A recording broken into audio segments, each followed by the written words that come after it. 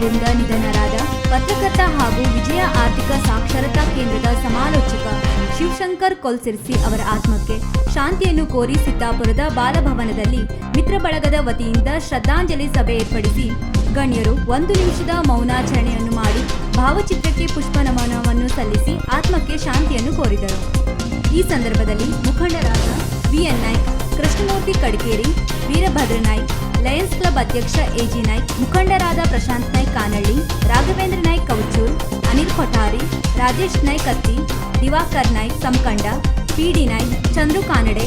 KT ಹೊನ್ನೆಗುಂಡಿ, Satish Goudar, Revanna Naik, Thimmanna ಕಡಕೇರಿ, Shripad Naik, Satish Goudar, Vinayak ನರಮುಂಡಿಗೆ, Shivashankar ಅವರೊಂದಿಗಿನ ಒಡನಾಟ ಹಂಚಿಕೊಂಡು ನುಡಿನ ಮನವನ್ನು ಸಲ್ಲಿಸಿ ಆತ್ಮಕ್ಕೆ ಶಾಂತಿಯನ್ನು ಕೋರಿದರು.